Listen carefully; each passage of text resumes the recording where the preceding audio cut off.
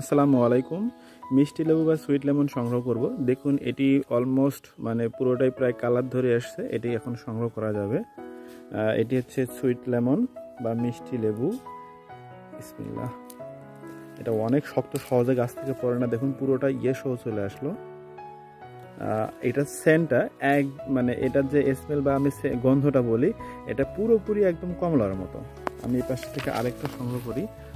দেখুন এই যে এটা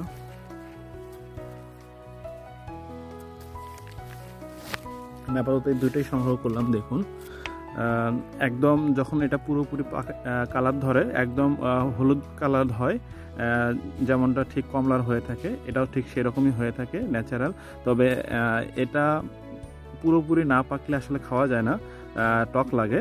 তবে কাঁচা অবস্থায় প্রচুর পরিমাণে টক হয়ে থাকে। এই জন্য পাকা অবস্থায় যখন পুরোপুরি পেকে যায় তখনই সংগ্রহ করতে হয়। আর এটার স্বাদটা তো বললামই, একদম কমলার মতো। ধন্যবাদ সবাইকে।